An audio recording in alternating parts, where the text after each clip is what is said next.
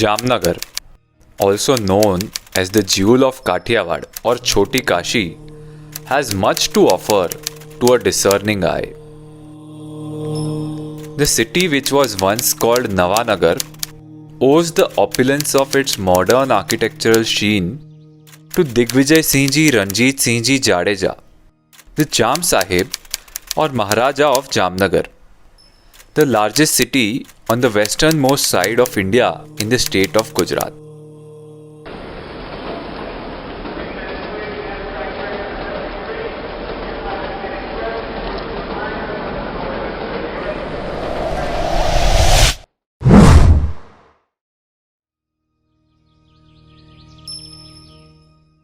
The unassuming city is brimming with temples, ancient structures, and a plethora of beautiful lakes.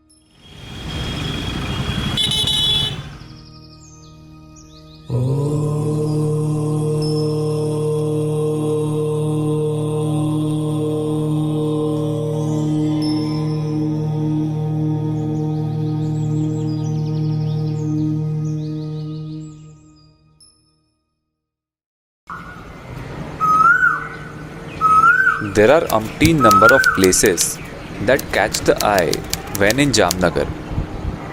However, an oft-visited site is, most astonishingly, the Adarsh Smashan Sonapuri. Did Jam Sahib think this would be the case when he set in motion the building of this city of temples? We wonder.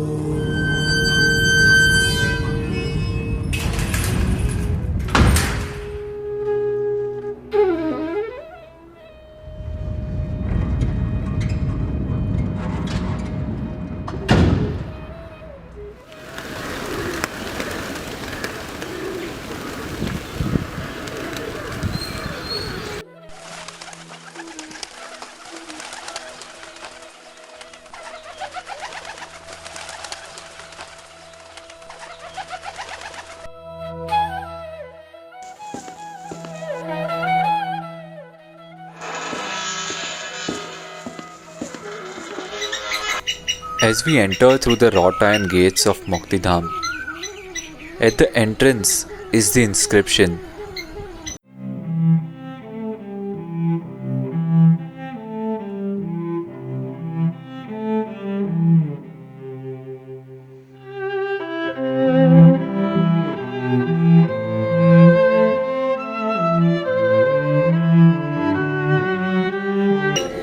Ramchand passed away, as did Ravan, even though he had lots of relatives.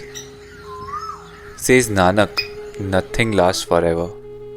The world is like a dream.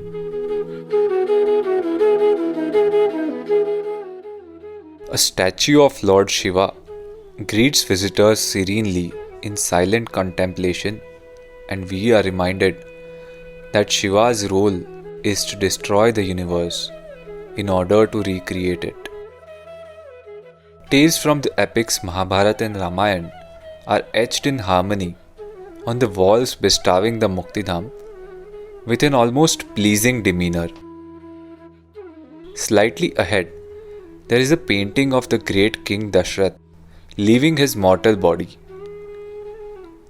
Muktidham, which in Gujarati means a place which offers a release to the departed souls, is built in such a manner that goes to show that death is not the end. It is a mere stop in a very long journey towards salvation. The normalization of life and death, depicted through the stories of the great kings and queens of the bygone era, seems to offer some peace to those who come to the crematorium, either as visitors or bereaved family members. Who are the people who keep the crematorium up and running? In order to have a closer look, we decided to meet a few of the people who selflessly devote their lives doing what we shudder having to witness even once. મારું નામ ગોવિંદ જગા વલેરા સોમાણી છે. મારું નામ સોનાબેન ડાયાભાઈ કનક. મારું નામ Jayantibhai Chauhan. Electric નહોતા, બસો નહોતી ત્યારે એ લોકો 40-45 વર્ષે મારી માસી નોકરી કરતા અહીંયા કને. પછી મારી મધર હતા એ નોકરી અહીંયા કરતા. એને 40-45 વર્ષ થઈ ગયા, એ રિટાયર થઈ ગયા, એ ગુજરી ગયા. તે પછી હું આવ્યો અહીંયા કને, એટલે મને 25 વર્ષ નોકરીમાં અહીંયા થયા. અને મારી ઘરવાળી પણ અહીંયા નોકરીમાં છે. સવારે 8 વાગે આવું, 5:30 પતી જાય તો આવેલી જાઉં, ના પતે તો મારી બાયું આવેલી જતી પછી જાઉં, કામ પૂરો કરું પછી જાઉં. આદર સ્મશાનમાં 8 થી 10 વર્ષ ત્યાં સેવા આપું છું. એટલે ગેસમાં મારી નોકરી છે, ઇલેક્ટ્રિકમાં પણ મારી નોકરી અહીંયા કને છે. એટલે બેમાં મારી નોકરી, એટલે 4 વાગ્યા પછી હું આવું તો બેમાં મારી નોકરી ચાલુ થઈ જાય છે. કે રાતના 12 વાગ્યા સુધી કોરોનાની બોડી હતી તો હું સવારે 4 વાગ્યાથી આવું તો રાતના કદાચ 6 વાગે જતો ઘરે, 5 વાગે ઘરે જતો, કે 10-15 બોડી રનિંગ બોડી પણ આવતી અહીંયા કને બારવામાં, અને કોરોનાની 10 થી 15 બોડી પણ બારવામાં આવતા અહીંયા લોકો અહીંયા કને. તો અત્યારે તો કોરોના પતી ગયો એટલે કાંઈ વાંધો નથી આવતો. તો હજી લગીનમાં અમને એવું કાંઈ ભય કે એવું કાંઈ લાગ્યું નથી કે કેટલા ગમે તે કોરોનાના સગા લોકો આવે એ લોકો અડતા નથી બોડીને. તો અમે એ લોકોને બોડી અહીંયા હોમી દઈ, એના ફૂલ પણ અમે એ લોકોને દઈ દઈએ, માટલીમાં દઈ દઈ એ લોકોને. એ લોકો મેન ગેટે રાખી દે, કોઈ જાતની એમને કાંઈ તકલીફ હજી પડી નથી, કોઈ જાતની કાંઈ દવા પણ લીધી નથી. તો એના માટે અમે સારું છે તે ભયો જ છે, એમાં કાંઈ નથી. લાકડામાં પણ બોડી હોય તો અમે એ લોકોને મદદ કરવા જાય. એ લોકો એમ કે અમને કોઈ સગાવાલા આવે તો એમ કે ભાઈ અમને કાંઈ ખબર નથી પડતી અહીંયા કને લાકડામાં, તો તમે જરાક મદદમાં હાલો, તમે લાકડામાં અહીંયા કને સરકાર ગોઠવી પણ દઈ, એને વિધિ પણ કરાવીએ, તલ ઘી જવ તલ હોય અમારા આગળ તો અમે એ લોકોને વ્યવસ્થા પણ અમે એને કરી દઈ દઈએ. આગળ 16 વર્ષની ઉંમરે લગ્ન કરીને આવી, 7 દિવસ લગ્ન ને થયા ને આમાં કામે ચડી છું. 40 વર્ષનો મારો છોકરો છે અત્યારે. પાકિસ્તાનનો ભગાણ પડ્યો તે દુની મારી સાસુ આમાં ચડી હતી, એને તો વર્ષો વીતી ગયા હતા આમાં.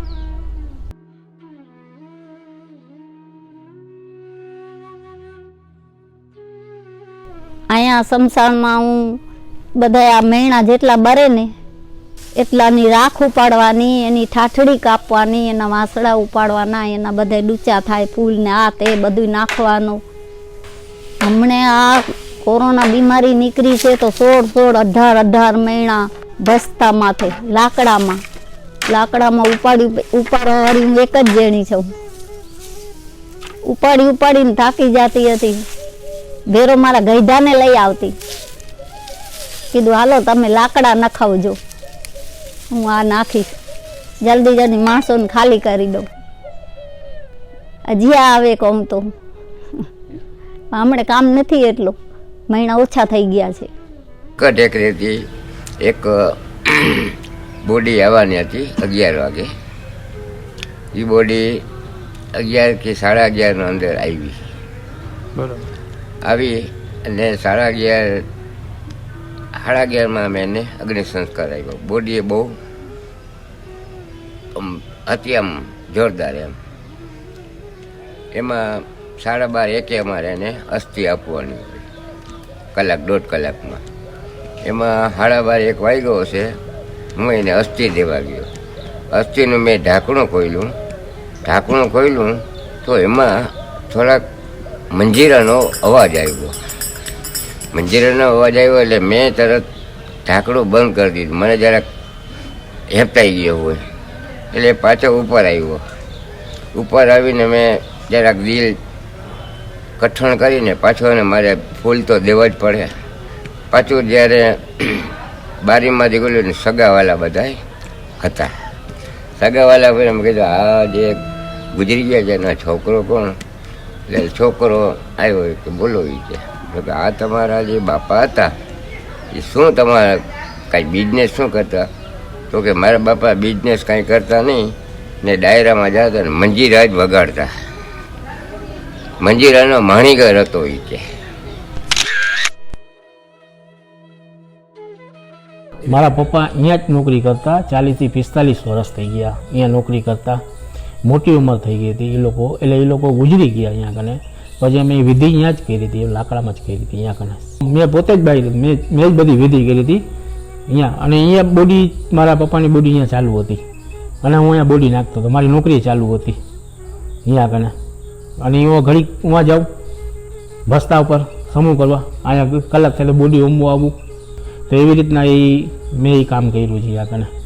અને રાતના 12 વાગ્યા સુધી એ સમયમાં હતું કે જ્યારે સમય 8 વાગે 7 વાગે કે બંધ થઈ જતું હતું.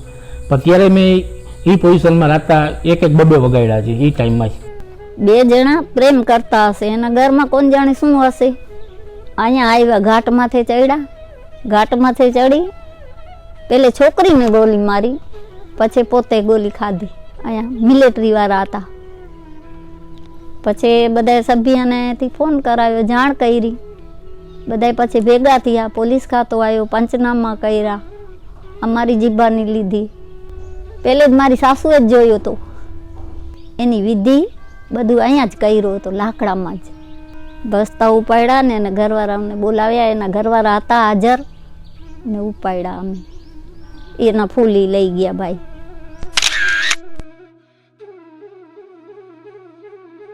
ખુશીમાં ના આવે, એ તો લોકો દુઃખમાં આવે, પણ આપણે એને ખુશી આપીએ છીએ કે ભાઈ શાંતિથી તમે વિધિ પતાવો, રોતા હોય. કેમ કે અહીંયા તો કે 1 વર્ષનો લઈને 100 વર્ષ સુધીની બોડીમાં આવી શકે છે. કે કોઈને એ લોકો બિચારા તો ગમમાં જ આવ્યા હોય છે અને આપણે એને ખુશી દેવી પડે, ભાઈ તમે શાંતિ રાખો, અહીંયા કને ગયું જે પાછું આવવાનું નથી. એટલે એવું હતું કે દફન વિધિ આપણે અહીંયા બંધ હતી બાલ સંતાન, તો બાળકોને અગ્નિદાન દેવાનું હતું અહીંયા કને. પણ બાળકો એવા રૂપાળા ને એવા આવે તો અમારા આંખમાંથી આંસુડા નીકળી જાય ગમે ત્યારે કે આવા ફૂલ જેવા છોકરા છે. તો બિચારા આપણે એમ અંતરમાંથી એવું લાગે છે કે આપણે શું કરી શકીએ છીએ એમ. તો એના મા બાપને એવું લોકો કેમ થઈ શકતું હોય કે આ લોકો ફૂલ જેવા છોકરો કેટલા વર્ષે એના છોકરો આવ્યો હોય અને એ પછી ભગવાને લઈ લીધા હોય, તો એના તો નસીબ બિચારાના ફૂટા હોય. તો આપણે તો એ તો કંઈ ના કરી. અમારા આંખમાંથી આંવળા ઘણી વાર નીકળી ગયા. ભલે અમે રોજના 10 થી 15 બોડી બારી છીએ, પણ ક્યારેક અમારા હયું તો અમારું ભરાઈ આવે, અમે રોવા માંડી છીએ. અમને એવું લાગે કે આપણું એ લોકોના ઘરમાંથી ગયો તો આપણે એમ લાગે છે કે આપણા ઘરમાંથી થઈ શકે છે. અમારા થયું એવું ઘણી વાર એવું બની શકે છે અમારા ઘરમાં કે આપણે ઊંઘું આવી શકે છે, આપણું હયું ભરાઈ શકે છે. આપણે દુઃખ લાગે કે આવા ફૂલ જેવા છોકરા કે ભગવાન હજી લઈ લીધા છે, એવું થાય, અમને થાય છે. We also came across another kind-hearted soul who graciously agreed to give us a further peek into his life. મેં જામનગર સોનાપુરી સ્મશાનમાં કામ કરું છું. મારે રહેવાનું ધુવાઉં છે. અહીંયાથી 8 કિલોમીટર થાય જામનગરથી. મેં રોજ બાઇક લઈને આવું છું, બાઇક લઈને જાઉં છું. રોજ સવારમાં મેં 8 વાગે 8:15 સ્મશાનની અંદર એન્ટ્રી થઈ જાય ને પાછો 7 પોણા 7 વાગે અહીંયાથી નીકળી જાઉં, એટલે 7 સવા 7 પાછો ઘરે પહોંચી જાઉં છું.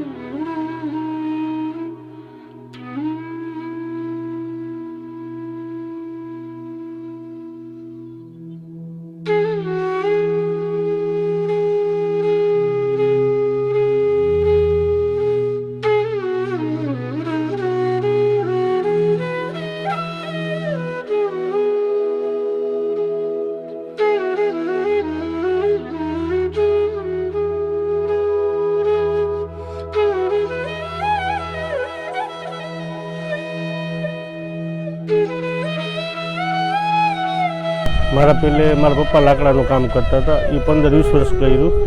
પછી મારા પપ્પાએ આસ્તે આસ્તે બારે કાપવાનું ચાલુ કર્યું. પછી મારા પપ્પાએ મને અહીંયા જોઈન્ટ કરી દીધું. મેં લાકડાનું પણ કરતો હતો. પછી આસ્તે આસ્તે સંસ્થાને મારું કામ સારું લાગ્યું તો મને ફર્નેસનું કામ સોંપ્યું. એટલે આસ્તે આસ્તે પછી મને અત્યારે 15 થી 20 વર્ષ થઈ ગયા.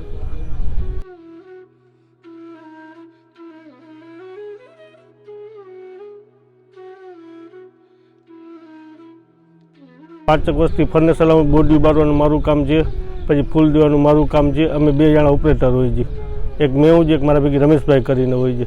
એ 2 જણા ભેગી રહી ને મેં આ બોડીનો અંતિમ સંસ્કાર અંદર કરી છે. ભઠ્ઠીની અંદર મેં ધક્કો મારવાનો કરું તો એ ખોલવાનું કરે દરવાજો. મેં દરવાજો ખોલવા જાઉં તો એ ધક્કો મારવાનું કરી દી. મારા ઘરમાં 2 છોકરીઓ છે ને 1 છોકરો છે. મારો છોકરો ત્યાં પણ અહીંયા કામ કરે છે. એ બાયુમાંથી સુપરવાઇઝિંગ કરે છે. બરાબર છે. મેં બોડી બારવાનું ને એ બધું કરું છું. બીજો સાફ સફાઈમાં ને આ તેને ધ્યાન દઉં. કોઈ માણસ ક્યાંથી આવે છે, કઈ બોડી આવી, કેટલા વાગે આવી, કોઈ બિનવારસુ આવી, કોઈ વારસદાર આવી, એવી તરફ. 1990માં પાણીનો ઓલો પડ્યો ને દુકાળ, બરાબર, તો એ લાકડા ક્યાંય નહોતા. ને પછી સોનાપુરી સ્મશાનમાં એકારે બોડી આવવાનું ચાલુ થયું તો લાકડા ખાલી થઈ ગયા હતા. એટલે એ દરમિયાન મારા પપ્પાએ લાકડા નાખવાનું ચાલુ કર્યું. એ લાકડા અહીંયા લઈ આવી ને પછી એ લાકડા કાપીને એ નાખી દેતા હતા. પછી અહીંયા બોડી ઉભારતા એ લાકડામાં.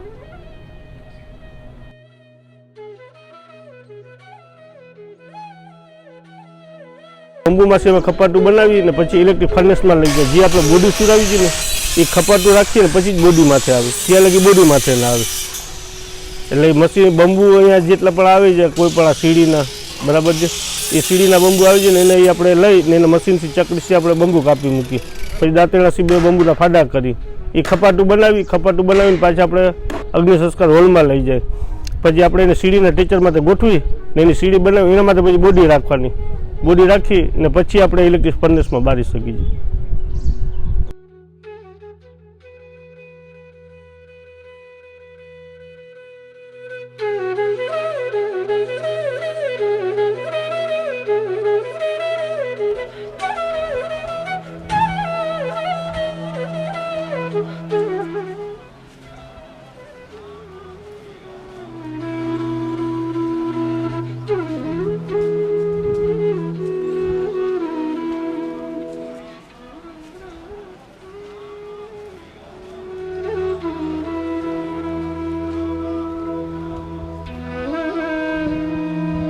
લોકડાઉનની અંદર 3 મહિના તો 2-3 બોડીઓ આવતી હતી.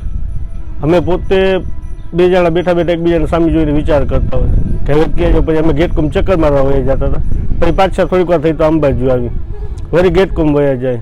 એવી તરફ પછી લોકડાઉન ખુલ્યો. પછી કોરોના મહામારી વધી ને એટલે રોજની 22, 25, 27, 28, 34 સવારના 4-4, 5-5 વાગ્યા લગી બોડી એક દીની ચાલુ રહેતી હતી. અમુક સમય એવો થાય કે આ બધું ખોટું નથી તો આપણે સારો કામ કરવા માટે જઈએ છીએ. આપણે કોઈ ખરાબ કામ કરવા માટે જતા નથી. તો આપણા સામે અમુક સમયે ભગવાનને જોતા હોય છે કે ના ભાઈ આ સારો કામ કરે છે, તો આને ખોટી કરસ્તી ના ભોગવવી દેવી પડી. કસમાં જ છૂટો થાય છે. આપને મહેસૂસ થતો હોય કે આજે આ એના ઘરના કોઈ મા બાપ વયા ગયા છે તો એનો રૂંગો છૂટે છે, બરાબર છે, એના વાસે ઓલો થાય છે. એટલે આપણે એમ થાય કાલસર આપણા મા બાપ છે, આપણા બાયડી છોકરા છે, આપણે આ ધ્યાનમાં રાખીને કરવું પડે એમ છે, બરાબર છે. પણ એ જો લાંબો વિચાર લેવા જાય છે ને તો આપણે આ કરી નથી શકતા, બરાબર છે. એનું કારણ છે કે એમાં આપણે જો ગૂંચવાઈ જાય ને તો આપણા બોડી ના બારી શકીએ. તો એનું કારણ છે કે આપણે મન મોટો રાખીએ ને તો જ આ કામ થઈ શકે. એવી ઘણી બોડીઓ આવે છે બિનવારસુ. કોઈ 5 દીની હોય, કોઈ 6 દીની હોય, કોઈ બોડી પાણીમાંથી જ કાઢીને પાછી આપણે અરુણ હોસ્પિટલની અંદર ઓલા કોલેસ્ટર રૂમમાં મૂકી હોય તો એ બોડીના ખાલી હાડકા જોઈને બોડી નો નિમિત્ત વાસ મારતી, આપણે કહીએ નો નિમિત્ત વાસું બોડી વાસ મારતી હોય. પછી અગ્નિ સંસ્કાર અમે કરી દઈએ. કોરોનામાં અમુક માણસો એવા આવ્યા હતા કે પોતે ખુદ પાલટી હતા, એમ કે લાખોપતિ કહેવાય. એ બોડી અહીંયા એમ્બ્યુલન્સમાં આવી તો ઉપાડવાના માણસો ગોતતા હતા. પોતે એક જ ભાઈ હતો ને પૈસા ખર્ચી શકે એમ હતો. તો થોડીક વાર થઈ તો અમે અંદર નકાર્યા બોડી નાખીને. તો મને કહે કે ભાઈ તમે કર્મચારી છો? મેં કીધું હા સાહેબ, અમે કર્મચારી છીએ. તો કે મારી એક આ બોડી પડી ને એ લઈને લાકડામાં સળગાવી છે. તો મેં સાહેબ તમને કાંઈ પણ મદદરૂપ જોતી હોય તો અમે મદદ કરાવશી. મેં તમારે ભેગો રહેવું પડશે. તો કે ના, કે કોરોના છે, કે મારા પપ્પા થાય, મારા ફાધર થાય, કે એને કોરોના છે એટલે મેં મદદરૂપ નહીં થાઉં. તમે કાંઈ પણ થતું હોય તો કરાવી દો, કે મેં તમને પૈસા દઈશ. મેં સાહેબ તમારા પપ્પા છે, મેં કીધું કે તો તમને અમે મદદરૂપ થાય છે, પણ તમે કેમ? મેં કીધું કે આ કાંઈ કરતા નથી. તો કે ના, એને કોરોના જ મને ચેપ આવી જાય તો એ કે એના કારણે મેં નથી કરતો. એટલે એવા માણસો બી હોય છે કે એનો સગો છોકરો હતો, એના પૈસા વાળા હતા, પોતાનો જીવ વાળો હતો, મા બાપ વાળા નહોતા. એમાં આપણે જોવા બેઠી ને તો અહીંયા 25% છે ને વસ્તુ અમુક એના મા બાપને ભૂલી જ જાય છે. આપણે બોડી અંદર નાખી હોય ને હજી 15 કે 20 મિનિટ ના થાય ને તો કે કાલે ભાઈ ફૂલ કઈ દો છો, અમારે કે હજી ઘરે બધા મહેમાન આવતા જતા હોય ઝડપ કરજો. તો એ માણસો પાસે એ ટાઈમે નથી હોતો. એમ હોય છે કે ઝડપથી નકળી જાય તો સારી વાત છે. આપણે કોઈક દી મરશી, આપણે કોઈકના મહિનામાં ઊભા છીએ તો આપણા મહિનામાં કોઈક ઊભો રહેશે. બાકી આપણે કોઈકના આપણા મા બાપને સગાને મૂકીને વહી જાય છીએ તો આપણા જો બેવકૂફ કોઈ બીજો માણસ નથી. આપણા મા બાપને નથી આપણે થતા તો બીજાને આપણે ના થાય. તો આપણે આપણા મા બાપની સેવા કરશે તો આપણી ઓલાદ આપણી સેવા કરશે. અમુક માણસો એ કંઈ વાત સમજતા જ નથી. અમુક જ્ઞાતિ એવી છે કે બોડી આપણે અંદર ઉતારી દઈએ ને પછી એ લોકો વાસે છે, હાલો ભાઈ કે સેટી આવો, ઊભા થઈ જાય, નાહી લેજો, બરાબર છે. ફૂલ લેવા રોકાય નહીં, બોડી જોવા રોકાય નહીં, અહીંયાથી ફોર્મ ભરી ને સીધા ઘર ભેગા. અરે આપણા ઘરમાંથી એક જીવ ગયો છે, એક આપણો સગાવાલો હતો, આપણો બાપ હતો, આપણી મા હતી, આપણો ભાઈ હતો, આપણો છોકરો હતો, આપણી છોકરી હતી, બરાબર છે. તો આજે આપણે નાનકડાથી મોટા એ આપણા મા બાપે કર્યા. તો એના વાસે આપણે એક દિવસનો મા બાપે ટાઈમ નથી માંગ્યો કે 12 કલાકનો ટાઈમ નથી માંગ્યો. મા બાપે કલાક 1.5 કલાકનો ટાઈમ માંગ્યો હતો. તો એ આપણે દેવું પડે, આપણા ફરજમાં આવે છે. આપણી માએ આપણે 9 મહિના પેટ ભરાયો, પેટમાં પાયેલી આપણી માએ, પણ એ બધા ભૂલી જાય છે એ સમય દરમિયાન. ફૂલ લેવાનું કહ્યું કે આલ્યો આ ચિઠ્ઠી ના 50 રૂપિયા, તમે ફૂલ રાખી દેજો. ફૂલ લેવાનો એ લોકો પાસે સમય નથી હોતો અમુક માણસો પાસે. તો અમે બધાને કહેતા હોઈએ છીએ કે ભાઈ તમે તમારા હાથથી ફૂલ રાખતા જાઓ. તમે અમને 50 રૂપિયા દો, અમને 50 રૂપિયા મીઠા નથી લાગતા, પણ એકબીજાના ફૂલ જે દી ગોટાળે ચડ્યા ને તેથી તમે એમ કહો કે અમે તમને 50 રૂપિયા દઈએ, 50 રૂપિયાનું શું થયું? પણ તમારા ફૂલ ખરેખર બીજી લાઈનમાં પડે, તમે ગોતો પેલી લાઈનમાં. અંદર કોઈ અમે ફૂલ દઈએ, તમે કોઈ જોવા તો આવતા નથી કે કેના ફૂલ દીધા, પણ અમે ખરેખર જે બોડીના ફૂલ ન કરે એ જ બોડીના અમે ફૂલ દેતા હોય. એના હિસાબે અમે ટાઈમ માંગતા હોય કે ભાઈ અમને કલાક 1.5 કલાક લાગશે. અમારે જો તમને બીજાના ફૂલ દેવા હોય, બરાબર છે, તો એ બોડી બીજી ઉપર જ પડી હોય, નીચે અમે બીજા ફૂલ કાઢીને દઈ દઈએ. પણ એ દરમિયાન અમે 15 મિનિટ સાફ કરવાનો ટાઈમ રાખીએ છીએ. 15 મિનિટ સાફ કરવાનો ટાઈમ રાખીએ ઇલેક્ટ્રિકનો, કે ના ભાઈ બીજા કોઈના ફૂલ બીજા કોઈને ના જવા જોઈએ. એ જ ફૂલ જેના ઘરના આવ્યો એ જ ફૂલ એને મળવા જોઈએ. શું કામ એમ કે એનું દિલ ના દુભાવવું પડે કે ભાઈ આપણા ફૂલ હતા એ આપણે મળ્યા નહીં, તમારા જે ફૂલ એ જ તમને મળવા જોઈએ. Hearing such moving stories of selfless devotion was enough to reinstill our faith in humanity and continue to believe in the goodness of the human heart. He related to us another incident which left us teary-eyed and melted our hearts. એક અમારા આવી તરે એક ભાઈ હતા, એ લોકો ઘણી બોડીઓ બાળી, મારા અંદાજે 10,000 બોડીઓ લઈ આવ્યા છે. પોતા જ્ઞાતિને તો ઠીક, આડોશી પાડોશીમાં કોઈ બીજી જ્ઞાતિમાં મહિના થઈ ગયા હોય તો પોતે પહેલે હોય બધાય છે. પછી એ દરમિયાન એ લોકોને કોરોના થઈ ગયો, બરાબર છે. આખો ગામની બોડીમાં એ જતા, એની બોડીમાં છેલ્લે 1200 માણસોએ પૂજા પ્રાર્થના કરી. છેલ્લે એમ્બ્યુલન્સમાં બોડી લઈ આવી ને લાકડામાં તો અગ્નિ સંસ્કાર કર્યો. એની બોડીમાં બધા 12થી 86 દર્શન કર્યા. અગ્નિદાહ દેવામાં મેં ને મારા ભેગી એક રમેશભાઈ કરીને હતા, એ 2 જણા અમે રોકાણ હતા છેટ લગી કે ના ભાઈ આપણા ફરજમાં આવી જાય, આપણા કામ કરવું પડે. ના માણસે તો ઘણા એવા અગ્નિ સંસ્કાર કર્યા છે, લાકડામાં, ઇલેક્ટ્રિકમાં, કોઈ વરસાદમાં, શિયાળામાં, ચોમાસામાં, ઉનાળામાં. એ દરમિયાન ગમે બધી ઠેકાણે એ લોકો બધાને ભાગ લેતા હતા. જિંદગી આખી એ લોકોએ ગામની બોડીઓ બાંધી, બરાબર છે, ગામને સ્મશાન લગી પહોંચાડ્યા એની બોડીમાં છેટ લગી કોઈ ના આવી શક્યું. ગામનું કોઈ પણ તમારા છેલ્લે શું થાય એ કાંઈ નક્કી નથી.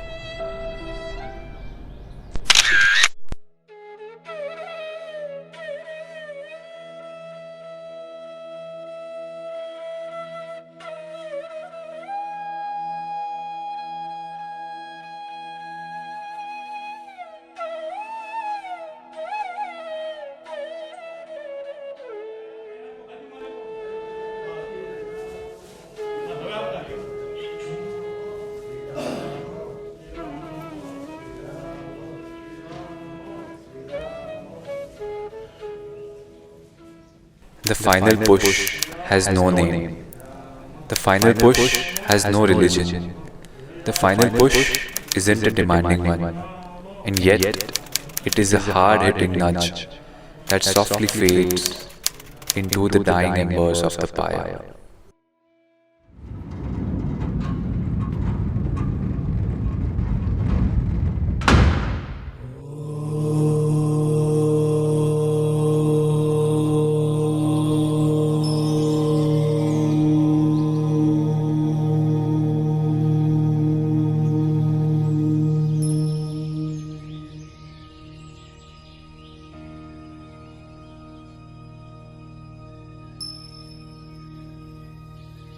Oh.